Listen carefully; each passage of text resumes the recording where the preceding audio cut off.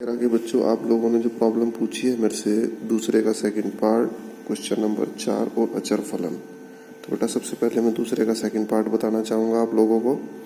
दूसरे के second part में इसने कहा है वास्तविक फलनों के प्रांत व परिसर ज्ञात कीजिए।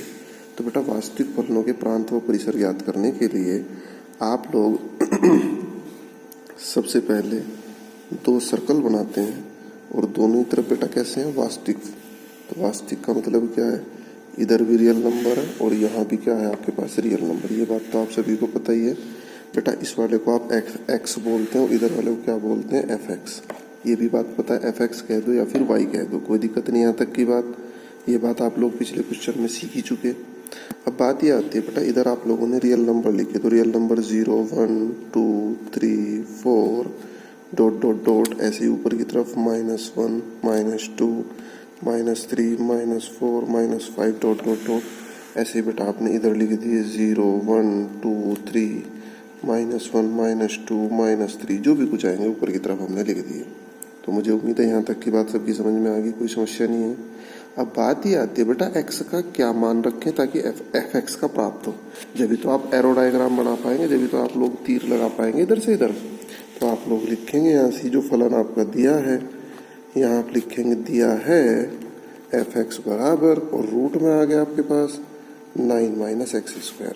तो सबसे पहले बेटा x बराबर 0 रख दिया आपने तो f0 बराबर ये आ गया आपके पास 3 और 3 भी कैसा आया आपके पास 0 रखने पर +-3।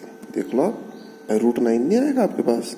x की वैल्यू अगर आप 0 रख दे, एफ एक्स की वैल्यू यानी f0 की वैल्यू। उसके बाद बेटा x की वैल्यू 1 रखो आप। तो जब x की वैल्यू 1 रखेंगे तो f1 बराबर 9 में से 1 गया आपके पास, कितना आ गया √8। जब आप x की वैल्यू बेटा -1 रखेंगे तो कितना आएगा आपके पास f-1 बराबर ये भी √8। कोई फर्क तो नहीं पड़ा बेटा इसमें, सही चल रही है यहाँ तक की बात। मुझे उम्मीद है सबकी समझ में भी आ रही होगी। बेटा ये सबसे ईजी तरीका है समझाने का, मुझे उम्मीद है इससे तुम्हारा बिल्कुल क्लियर हो जाएगा। अब मैंने x बराबर 2 रखा है यहाँ से, तो बेटा f2 बराबर जब यहाँ 2 रखा तो √5 आ गया आपके पास। जब बेटा मैंने -2 रखा तो f-2 बराबर कितना आ गया √5 आ गया। जब बेटा x बराबर 3 रखा मैंने तो f3 बराबर मुझे लग रहा है 0 आएगा। और बेटा x बराबर -3 रखा तो तब भी मेरा कितना आ गया f-3 भी कितना आ गया आपके पास 0। यहाँ तक की बात सबकी समझ आ रही होगी, कोई समस्या का विषय नहीं है यहाँ तक। अब बात आती है कि जब इनसे ऊपर हम रखने के लिए चलेंगे भाई, -3 से ऊपर जैसे ही आप रखोगे, देखो बेटा यहाँ था 9 - x²। तो 9 - x² में आप 0 रख रहे थे सही चल रहा था, 1 रख रहे थे सही चल रहा था, 2 रख रहे थे सही चल रहा था, 3 रख रहे थे सही चल रहा था। लेकिन बेटा 3 से ऊपर जैसे ही आप 3.1 भी रखेंगे तो नेगेटिव नहीं आएगा अंदर। और रूट के अंदर नेगेटिव क्या होती है, इमेजिनरी नंबर, काल्पनिक संख्या। रूट के अंदर नेगेटिव तो नहीं चलता। तो यानी 3 से ऊपर -3 से ऊपर रखने के लिए हम एलिजिबल ही नहीं है, क्योंकि बेटा आप 3 से ऊपर रखोगे, -3 से ऊपर रखोगे तो अंदर क्या आ जाएगा काल्पनिक। समझ गए आप लोग। आप चाहो तो ये चीज लिख भी सकते हो लिखने की जरूरत नहीं, मेन चीज आप समझ लें। क्योंकि 3 से ऊपर रखने पर रियल नंबर नहीं आएगा और हमारे दोनों तरफ क्या है रियल नंबर। यानी x का जो मान है -3 से कहां तक चलेगा, केवल 3 तक, इससे कम ना इससे ज्यादा। तो x का मान तो बेटा इधर था आपके पास ये, तो यहाँ कहां तक 3 तक चले गए और ऊपर कहां तक चलेगा -3। इससे ऊपर और इससे नीचे सब इनवैलिड है।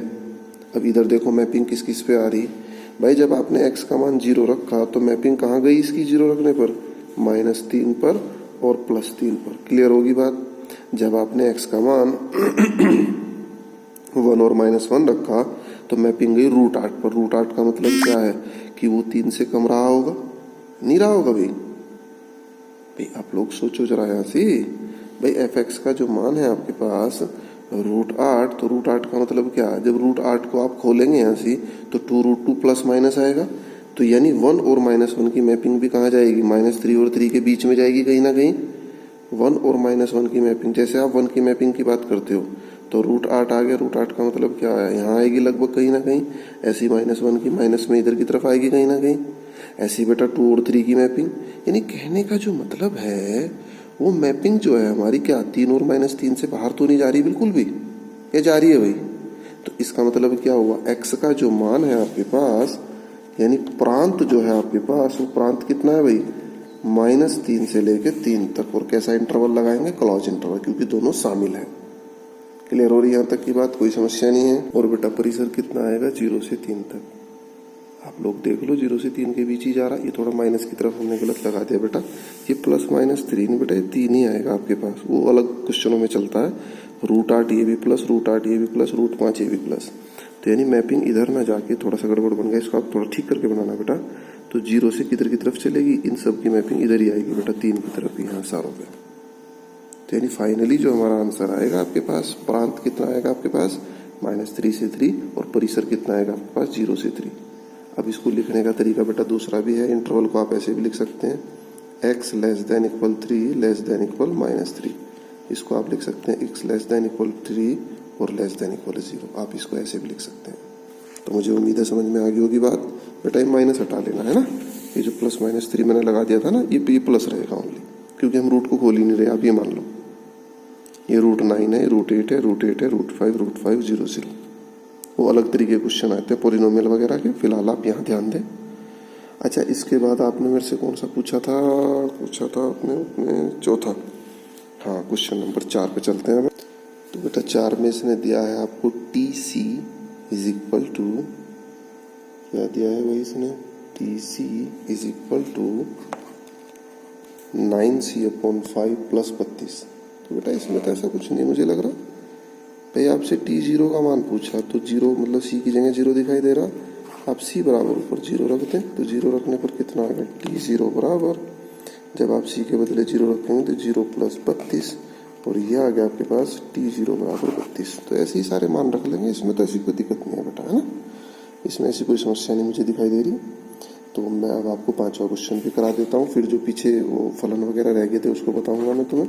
देखो बेटा 5वां क्वेश्चन, निम्नलिखित में से प्रत्येक फलन का परिसर ज्ञात कीजिए। क्या ज्ञात करना है? परिसर। हालांकि बेटा पहले प्रांत और परिसर दोनों पूछ रहा था, अब केवल परिसर पूछ रहा है। तो परिसर के लिए इसने दिया क्या भाई तुम्हें? f(x) = 2 - 3x, ठीक है।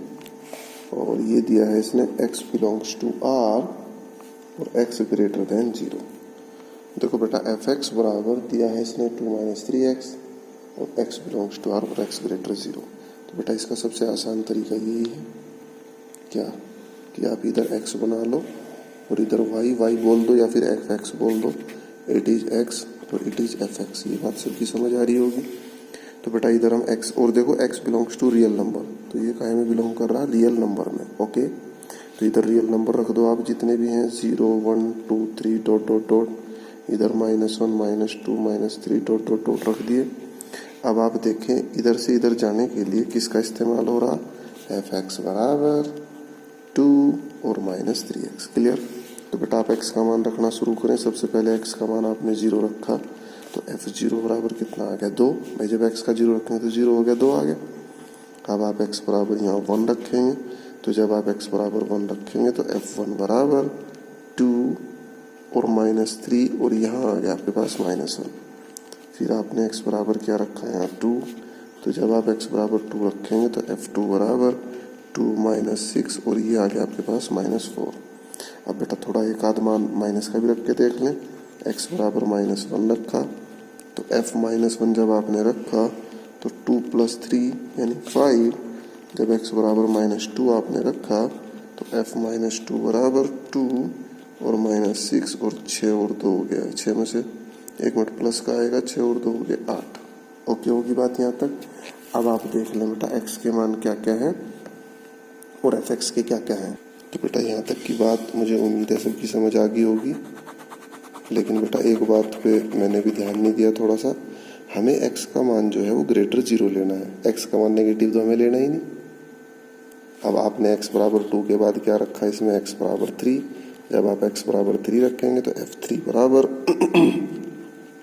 2 - 9 यानी -7 आ गया आपके पास। क्लियर। यानी x का जो मान है वो कैसा लेना बेटा? हमें >0, ये मान हम नहीं लेंगे। तो अब आप देखें कि इधर जो मैपिंग जाएगी 0 1 2 3 की मैपिंग, तो बेटा 0 की मैपिंग किसके ऊपर जा रही है आपके पास? 2 के ऊपर, ठीक है। 2 से पहले यहाँ क्या आया होगा? 1 0 -1 -2, ऐसी तो जाएगा ऊपर की साइड को आपका। अब 1 की मैपिंग किधर जा रही है आपके पास? -1 पे। तो 1 की मैपिंग कहाँ चलेगी, -1 पे। अब 2 की मैपिंग कहाँ जाएगी आपके पास, -4 पे और ऊपर चली गई। बेटा 3 की मैपिंग कहाँ जाएगी, -7 पे और ऊपर चली गई। ऊपर लिख लेना आप लोग। अब मुझे ये बताओ, x का मान तो हम नेगेटिव में ले नहीं सकते, x का मान तो नीचे को बढ़ेगा और इधर जो fx है इसका मान ऊपर को बढ़ेगा। और किससे जा रहा है ऊपर को, 2 से लेके ऊपर को, 2 भी शामिल है। तो 2 से 3 की तरफ को तो नहीं चल रहा बेटा बिल्कुल भी है। तो इसका मतलब परिसर क्या हो गया हमारा, बताओ, रेंज। रेंज हो गई हमारे पास किधर से किधर को चल रही। देखो जिस बच्चों की समझ में नहीं आ रहा, आप रियल लाइन खींच लिया करो। ये आपने रियल लाइन खींची 0 1 2 3 और इधर की तरफ -1 -2। तो बेटा आपकी कहाँ तक जा रही है, ये केवल 2 तक जा रही है, प्लस की तरफ। तो यानी परिसर कहाँ से स्टार्ट हुआ, -∞ से कहाँ तक, 2 तक। 2 पे आप क्लोज इंटरवल लगाए, -∞ पे ओपन। ये बात मैं तुम्हें पिछली वीडियो में बता चुका। आप इसको 2 to -∞ मत लिख देना, क्योंकि बेटा जो लेफ्ट की तरफ है उनको लेफ्ट की तरफ लिखा जाता है, जो राइट की तरफ है उनको राइट की तरफ लिखा जाता है। तो इस बात का विशेष ध्यान दें। कोई बात समझ नहीं आएगी मेरे से दोबारा पूछना, ठीक है बेटा। थोड़ी सी जो मिस्टेक हुई है वो हो जाती है, ऐसा नहीं है, हमारे से हो जाती है गलती, आप ये मत सोचो। तो बेटा 5वें के फर्स्ट के बाद आप सेकंड थर्ड अपने आप करेंगे। ये आज का गृह कार्य रहेगा आपका। और अब हम फलन पर चलते हैं। तो बेटा आप लोग अचर फलन कह रहे थे, जो हमारी समझ नहीं आया। देखो जिनकी समझ में अचर फलन नहीं आया वो बेटा थोड़ा दूसरे अंदाज से समझ लें। y बराबर क्या होता है आपके पास, fx, ये तो एक फलन होता है आपके पास। अब हमने मान लिया, सपोज करो कि भाई y बराबर fx बराबर c, ये तो मैंने आपको बताया था कांस्टेंट है। तो मैंने c का मान सपोज करो 5 रख दिया, तो y बराबर 5 आ गया। तो y बराबर 5 एक अचर फलन है, हालांकि x बराबर 5 भी है, लेकिन चलो मैंने y बराबर 5 अचर फलन बता दिया। ओके होगी बात, ये तो समझ गए होंगे सब लोग। भाई कांस्टेंट का मान तो 5 भी हो सकता है, 6 भी हो सकता है, 7 भी हो सकता है, कुछ भी हो सकता है, कोई दिक्कत नहीं है उसमें। अब बात ही आती है इसका चित्र कैसे बने। बेटा जब भी आप चित्र बनाते हो किसी भी फलन का, तो वहां आप x का मान रखते हो। मान लो x का मान 1 रखा और y का 5 आ गया, तो आप 1 5 बिंदु को प्रदर्शित करते हो। फिर x का मान 0 रखा, y का मान 2 आ गया, 0 2 को प्रदर्शित करते हो। तो ऐसे ही यहाँ आप मान रखें, इसको आप समीकरण 1 मान लें। आपने x बराबर 0 रखा, तो y का मान 5, कोई फर्क नहीं पड़ रहा, 0 5 एक बिंदु। ओके, ध्यान देना मेरी बात पे भाई। अब आपने x का मान 1 रखा, तो y का तो फिर भी 5 है, 1 5। अब x का मान 2 रखा आपने, तो y का फिर भी 5 है, तो 2 5। अब आपने x का मान -1 रखा, तो y का फिर भी 5 है, तो -1 5। अब आपने x का मान -2 रखा, तो y का फिर भी 5 है, तो ये आ गया आपके पास -2 5। ओके होगी बात यहाँ तक। तो बेटा इन बातों को तो आप लोग जानते हैं अच्छे तरीके से, 10वीं से पढ़ते आ रहे। अब आपने बेटा एक ग्राफ खींचा, ये ग्राफ खींचा, इस पे आपने लिख दिया 1 2 3 4 5। ठीक है बेटा, इसको मैं पूरा बता रहा हूँ, फिर बाकी तुम कर सको, ताकि -2 -3 -4 -5। अगर तुम्हारे पास ग्राफ कॉपी हो तो आप ग्राफ कॉपी में भी बना सकते हैं। इधर आपने खींचा 1 2 3 4 और यहाँ आया आपके पास 5। क्लियर। ऐसे ही नीचे -1 -2 -3 -4 5। तो बेटा पहला जो पॉइंट है 0 5, 0 5 का मतलब एक्स पे तो चलना ही नहीं, यहाँ पहुंचे। तो ये जो पॉइंट है आपका, ये कितना आ गया आपका 0 और 5।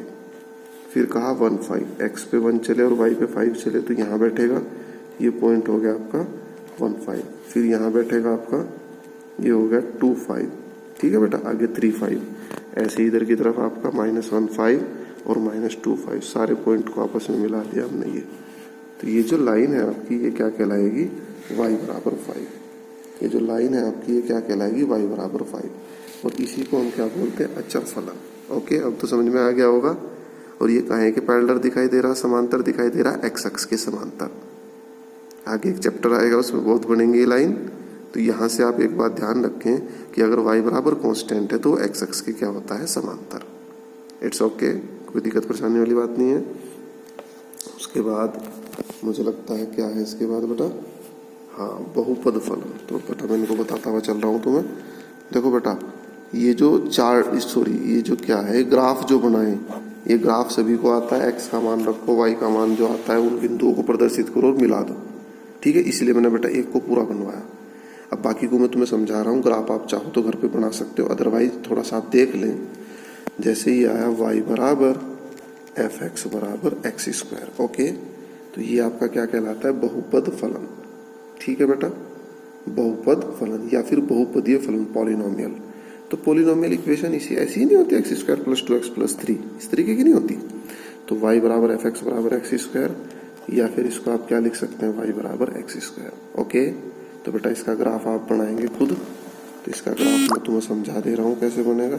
ये जब बेटा आप x का मान 0 लेंगे तो y का भी 0 0 0 आ गया। देखो, जब आप x का मान 1 लेंगे या -1 लेंगे तो y का मान दोनों स्थिति में 1 ही आएगा। तो यहाँ एक 1 1 आएगा, दूसरा -1 1। जब 2 लेंगे तो यहाँ आएगा 2 2, इधर -2 2, 3 3, यहाँ -3 3, ऐसे 4 4, ये बेटा ऐसे बन जाएगा। ये ऐसे, चाहे आप इसको बना के देख लेना। ठीक है बेटा, क्योंकि मैंने तुम्हें ये चीज समझा दी। अब सारे पॉइंट बेटा मैं रखूंगा फिर तो बहुत लंबी वीडियो हो जाएगी ना। आप लोगों पे ग्राफ बनाना आता ही है। यहाँ पे x का मान 0 रखे तो y का 0 0 0, x का मान 1 रखें तो 1 1, -1 रखें तो कितना आएगा भाई, जब आप -1 रखेंगे तब भी 1 1 ही आएगा। ऐसे ही आप y का मान बदल बदल के देख लें। आप y का मान 1 रख लें एक बार, x का मान -1 रख लें। ठीक है, तो इस तरीके का ग्राफ आएगा आपके पास। ओके, तो इसको हम क्या बोलते हैं, बहुपदीय फलन। तो इन ग्राफ को आपको याद रखना है, क्योंकि हर बार इतना टाइम नहीं भी होता चार्ट बनाने का। इनको थोड़ा सा आप लोग याद रखें क्योंकि आगे ये काम आएंगे। ठीक है बेटा, तो और भी इसने दिया है इसमें उदाहरण 13। देखो होमवर्क के तौर पे इसके साथ साथ आप क्या करेंगे, उदाहरण 13 और 14। ठीक है बेटा, चित्र बनाने की ज्यादा कोशिश आप लोग थोड़ा मतलब तरीके से काम करें। पॉइंट जो इसने दिए हैं वो पॉइंट लेके बना लें और फिर उनको याद जैसा रखें आप। ओके, तो इसके आधार पे आप क्या करेंगे, उदाहरण 13 14। नेक्स्ट आता है बेटा परिमेय फलन, रेशनल फंक्शन। तो परिमेय फलन में क्या होता है बेटा, परिमेय फलन कुछ इस तरीके से होता है, ये y बराबर एफ एक्स बराबर 1/x, y बराबर एफ एक्स बराबर 1/x, ये होता है परिमेय फलन। ओके, तो मैं y बराबर एफ एक्स बराबर 1/x का चित्र बनवाता हूँ। और चित्र के लिए मैंने क्या बताया बेटा, आप उदाहरण नंबर 15 बनाएंगे। ठीक है, 15 में पूरा दिया हुआ है, x के बिंदु दिए हुए हैं, फिर आपके y के मान दिए हुए हैं, फिर उसी हिसाब से इसने चित्र बनाया। तो चित्र कुछ इस अंदाज में बनेगा बेटा आपका। आप इनको बना सकते हैं घर बैठ के। ये कुछ इस अंदाज में बनेगा, ऐसे ऐसे, और एक इधर की तरफ से ऐसे। ठीक है, इनको आप थोड़ा याद रखेंगे। बाकी चित्र भी दिए हैं, बिंदु भी दिए, आप कोशिश भी कर सकते हैं। आप कोशिश करेंगे तो ग्राफ कॉपी में, ये ध्यान रहे। उसके बाद बेटा 4th के बाद आता है 5th, और उदाहरण कौन सा करेंगे, 15। और 5th में आता है आपके पास मापांक फलन, यानी मैग्नीट्यूड फंक्शन या मॉडुलस फंक्शन। तो इसमें आता है y बराबर एफ एक्स बराबर मॉड ऑफ एक्स, y बराबर एफ एक्स बराबर मॉड ऑफ एक्स। ठीक है बेटा, क्या बोला मैंने, y बराबर एफ एक्स बराबर मॉड ऑफ एक्स। तो बेटा इस चीज को ध्यान रखें आप लोग। एफ एक्स बराबर क्या होता है आपके पास, x होता है अगर x greater equal 0, minus x होता है अगर x लेस देन 0। ये मोड की परिभाषा शायद आज से पहले आप लोगों ने पढ़ी नहीं। आज से पहले केवल यही पढ़ा तुमने, मोड में कुछ भी रख दो तो पॉजिटिव होता है। बात वही है लेकिन उसकी डिटेल ये है।